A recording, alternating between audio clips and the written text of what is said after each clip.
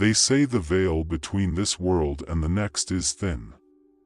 What happens when something from the other side slips through? Tonight, I'm sharing the night I faced a paranormal attack, and the ritual that may have saved my life.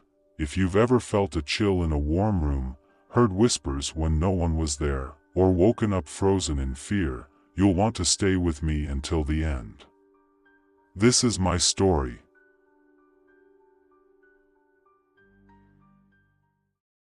Reality Recital, where truth meets the unknown. It all began a few years ago when I moved into an old house. It wasn't just old, it felt alive, like the walls held secrets they couldn't wait to tell. At first, I ignored it. The creaks, the whispers, the occasional cold draft. It's an old house, right? But then things escalated. One night, I was reading in bed when I heard heavy footsteps in the hallway. No one else was home. I called out, but the footsteps stopped. Right outside my door, that's when I felt it. A presence.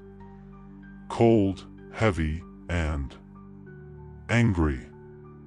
My breath caught in my throat, and the hairs on my neck stood on end. Something wasn't right. The first attack happened a week later. I woke up in the middle of the night, completely paralyzed. My chest felt heavy, like someone, or something, was sitting on me. I couldn't scream, couldn't move, but I could see it, a dark figure at the foot of my bed, featureless but radiating malice. It leaned closer and closer until I thought I would pass out from fear. Then, just as suddenly as it began, it was gone. I told myself it was sleep paralysis, just a bad dream. But deep down, I knew this was something more. This was real. I didn't know what to do. I tried to rationalize it, but the attacks kept coming.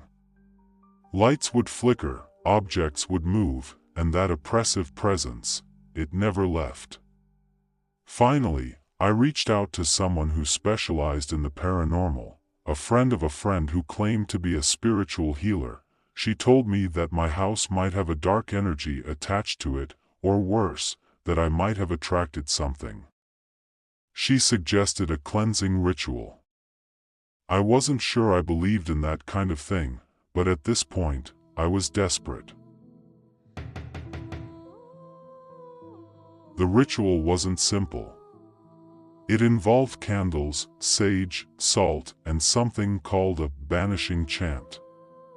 I was told to do it at 3 a.m., the hour when spiritual activity is strongest. So, I prepared myself. I walked through every room, burning sage and repeating the chant, "Only light and love may stay, darkness, you must go away." At first, it felt silly, but then I felt it. The air in the room changed, heavier, colder. It was like whatever was there was fighting back. When I reached the bedroom, the candle flickered violently.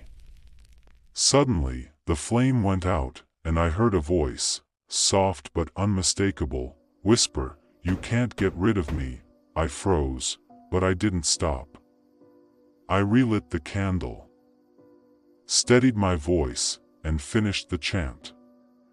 I sprinkled salt across the doorways and windows, as instructed, and told whatever was there to leave. Then, silence. The air felt lighter, the house warmer. For the first time in weeks, I slept peacefully. I didn't know if it was the ritual or my belief in it, but something had changed.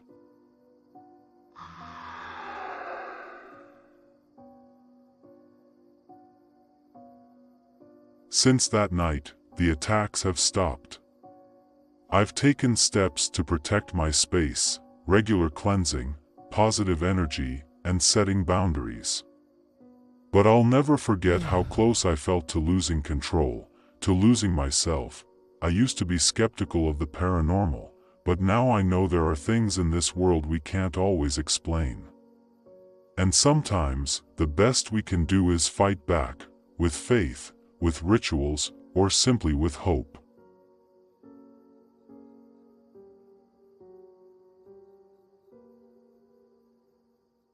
So, what do you think? Was it all in my mind, or was there something truly paranormal at play? Let me know your thoughts in the comments below.